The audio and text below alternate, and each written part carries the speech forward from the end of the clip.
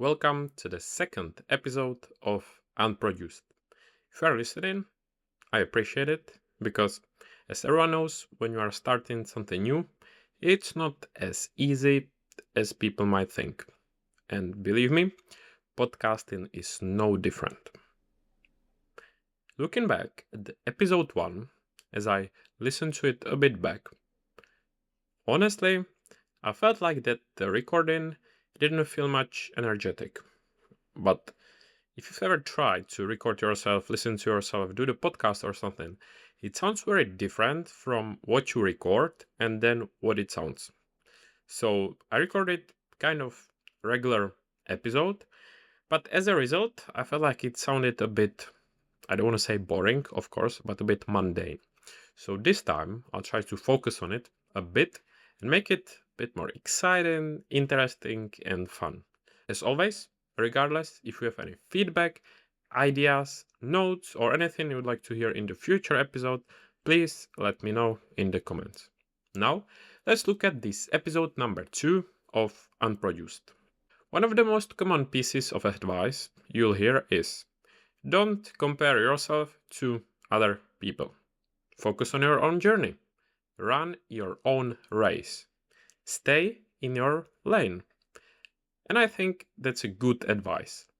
If I look at the podcast that I did, it's one of the most common themes or topics that we actually discuss with guests. Some people may think that it's a bit repetitive, but believe me, I think that it can be as repetitive as you want, but people still forget, or they might know it, but still fall short to this advice. Because let's be honest, I sometimes do too. Recently, I realized that comparison doesn't affect me in the way people usually describe. It doesn't make me jealous. It doesn't make me quit. It doesn't make me lazy. It rather makes me frantic. It makes me rush, question my timeline. Sometimes it makes me feel like I'm behind. And that's what I've been thinking about recently. Because believe me, when you speak with guests on the podcast, it makes you think about your own journey, your own achievements, and simply what you've left behind and also what you're currently working on. I don't think that comparison is dangerous because it hurts our confidence. I think it's dangerous because it changes our pace. And once it changes your pace, it starts changing your decisions. Once again, I think that social media, and as probably many people are here from LinkedIn or are on LinkedIn, know what it's like. Don't get me wrong. Of course, I love the platform, as probably you do as well. But let's be honest, people usually share the wins, highlights, successes, etc. And then it's quite simple to compare yourself and think that this is the reality. Now, don't get me wrong. I, of course, wish people the best, and I'm sure that a lot of it's true and it's based on reality. But at the same time, you never see the whole picture. You don't know what's the whole story. And again, it actually might not be true. So this was one of the pieces that I wanted to cover in today's episode. Again, very often repeated in Produced By, and something that I think is worth reminding ourselves. Myself, to make it more relatable and also give you a bit of perspective where I'm coming from, I want to share with you some of my own examples. Again, coming back to the podcast, often speak with, or mostly, or always speak with amazing guests that achieved a lot. And you may hear their story of starting their own brand, building business, showing up online, or other achievements. And then it makes you question your own journey, makes you think about the things that you are working on, or maybe the things that you actually miss. I mentioned it before, that it's very relevant to social media. Again, for example, LinkedIn. And I believe that there are other channels. Looking at you, Instagram, where it's probably even more relevant. If you've been on Instagram, I'm pretty sure that you have. That's where the people share proper highlights and you never see what's behind. But there's another direction how to look at this. The interesting thing is that you don't necessarily feel jealous. Rather, I felt I feel some kind of urgency, such as, am I doing enough? Am I moving fast enough? Should I be posting more? Or should I be doing something differently? And that's when I realized that comparison doesn't usually make me stop. It actually makes me speed up. But the problem is that speed isn't always the answer. Before moving to another topic, I think this would be a good bridge to actually bring up the topic of burnout, but we may touch on it in one of the future episodes. Another thing that I think about a lot is how unusual modern life is. For most of human history, your comparison group was small. Your friends, your colleagues, your community. Now it's everyone. Every day we are exposed to creators online, founders everywhere, athletes on TV, entrepreneurs on LinkedIn, influencers on every single platform, experts everywhere. And we are exposed to their highlights, such as their promotions, their launches, milestones, wins. And it's not just once a month, not even once a year. It's literally every single day. You can try to open your Instagram, and I'm pretty sure that you understand what I'm talking about. So here's a little reflection. Sometimes I genuinely wonder if human beings were designed to compare themselves to this many people, because it feels like a battle nobody can win. Interesting thing is that when you start, of course, you are small, or mostly you are small. Then you grow, and you may achieve the milestone that you were thinking about, that you are dreaming about, that you wanted to achieve. But the question is, when you achieve that milestone, what happens after? Let's be honest, I believe that most of the people just move it to another milestone. Let's look at the example of LinkedIn. I remember when I started, and as everyone else, started from zero. And I saw these creators with thousands of followers, and I thought, wow, that's exciting. That's pretty impressive. I wish that one day I get there. Now, of course, I'm not the biggest creator, but I got very much past that line where I thought that it's impressive. But what happens now? I want to go further, I want to have more, etc. And on one side, it's a good thing that you want to improve, you want to grow, you want to impact more people, but at the same time, you push that limit, so it ends up never-ending chase. You push that limit to another number, and then when you hit it, you push it to another number. And I'm sure that now you see where I'm going. So this was another deep reflection that I regularly think about. I believe that you think about too, and I think that it's important to discuss. But let's move on. We could spend a whole episode talking about this. Most people think the cost is confidence. I think the bigger cost is impatience. Comparison creates pressure, pressure creates urgency, and urgency creates bad decisions. For example, you start changing direction too often, abandoning plans too early, chasing trends, copying other people, doubting your own strategy. And I could continue. But I don't think that comparison has ever made me work less. If anything, it's made me want to work more. The problem is that it doesn't always make me work on the right things. So here's one interesting question that we can explore. How many good ideas have we abandoned because somebody else's progress made us impatient. Let that sink in.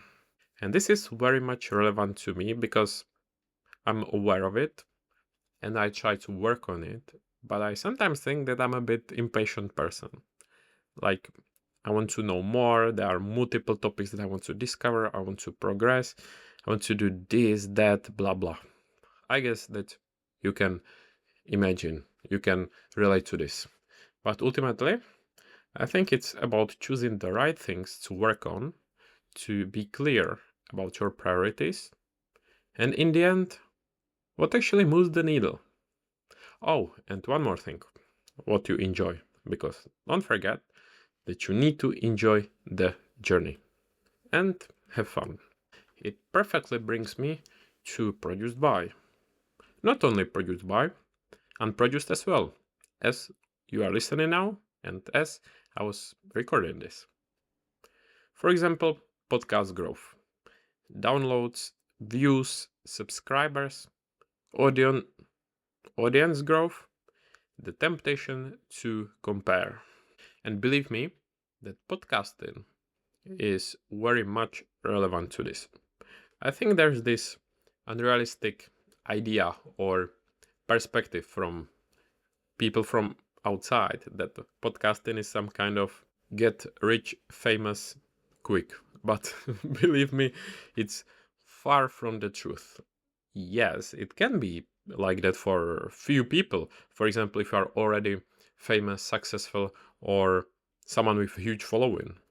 But let's be honest, majority of us starts from zero, and it's quite hard to grow it, especially in the beginning when you put so much effort, you are consistent, you do your best, but the numbers just don't go up because that's the reality.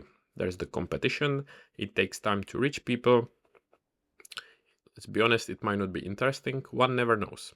So, podcasting, I think, fits here perfectly, and I could talk about it for ages, obviously. So, one thing that podcasting actually taught me is how little context we actually have. Because we see outcomes, but we rarely see the circumstances.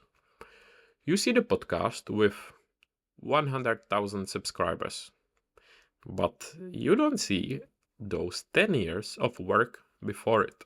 We see the audience, but we don't see the sacrifices. We see the results, but we rarely see the journey. And yet, we compare ourselves to the result. Again, LinkedIn is no exception here. You see creator with 50,000, 100,000, 200,000 followers. And yes, there might be exceptions, but it's like one out of how many? Thousands? Even more? Mostly, it's years of showing up, years of hard work, and trial and error over and over again. Again, this is one of the topics that, firstly, I like to discuss on the podcast, because believe me, I can mention it a million times, but there are still going to be people who slide in our DMs to ask how to grow, how to maybe go viral, how to progress faster. But that's the reason why I discuss it regularly. And also, when you hear it from other people, it reminds you that it's part of the journey, that it's part of the process, and you have to go through it as well. So whether you are in those initial phases, don't give up, keep working on it. Listen to Produced By, a bit of advertisement here, and trust the process. Plus, don't forget to have fun, and I'm sure that it will work out. Now, this is probably the most important section. I want to talk about how people are optimizing for different things. Because some people want money, freedom, family, influence, status, creativity, and much more. Now, some people have more time, more resources, bigger networks, fewer responsibilities. You never know. Some people started years earlier. Some people got lucky. Some people took bigger risks. But the point is that comparing outcomes without comparing circumstances is almost impossible. And yet, that's exactly what most of us do. Question for you. I mentioned a few points about what people want, and then about what some people have or maybe don't have. Think about your own situation, what you are working on, what you are building, what's your project. We can come back to LinkedIn. Again, something one of the recent guests mentioned, and trust me, it's one of the recurring patterns whenever I ask someone maybe how to grow on LinkedIn, any advice, how to build your brand, maybe even to find clients. And one of the regular answers is that you need to be clear, actually, what are your goals? Because I might want to get rich. The other person might want to create influence. Another person might just want to network, and you never know. So you need to get clear on what's your goal, and then trust me, it makes it easier and clearer from there.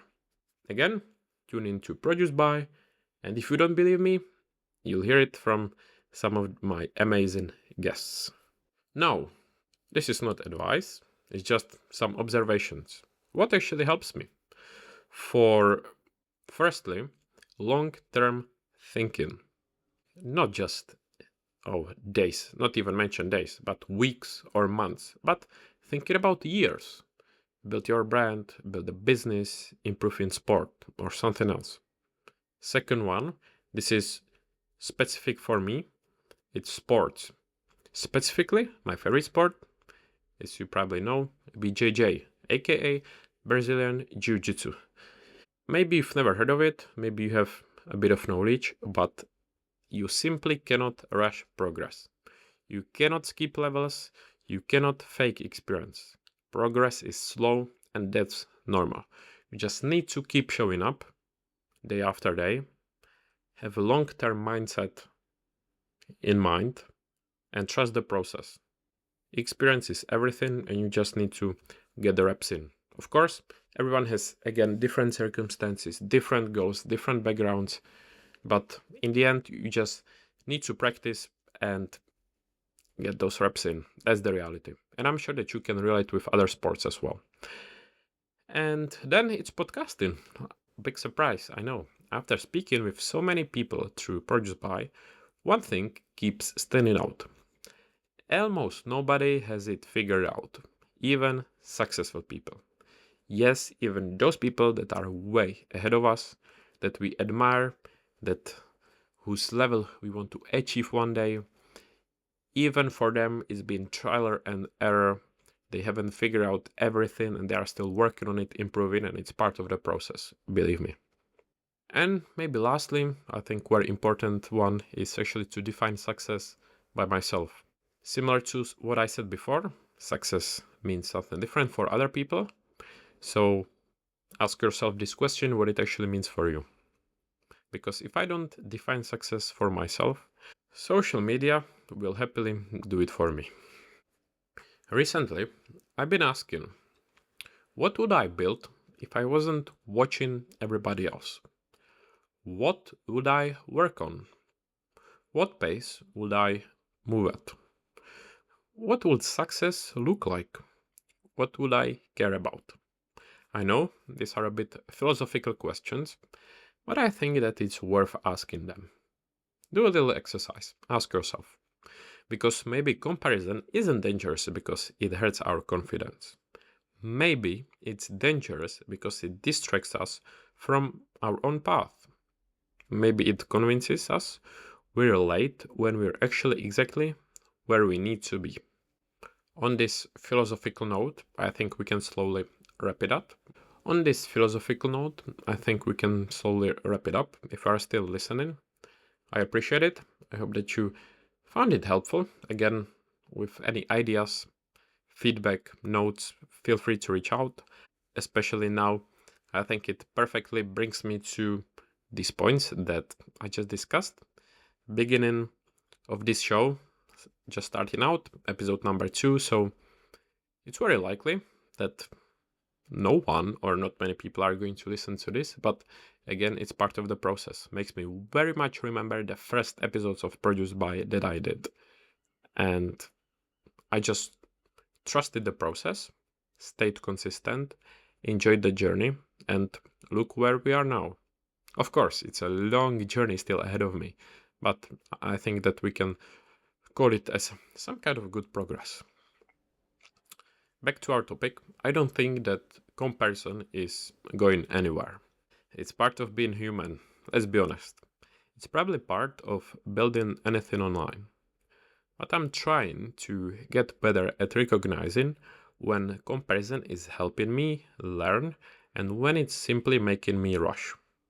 I mention this quite often as well, is that comparison might be obviously negative, but if you instead see someone's progress as inspiration or someone ahead of you as motivation, it's a positive thing because it's someone that I can learn from, I can see as some kind of role model because I want to achieve that, or simply someone who helps me when I feel down.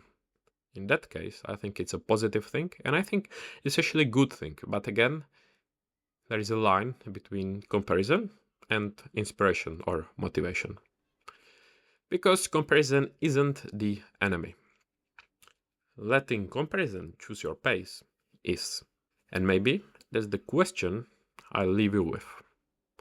What are you rushing because somebody else made you feel late? Thank you for listening.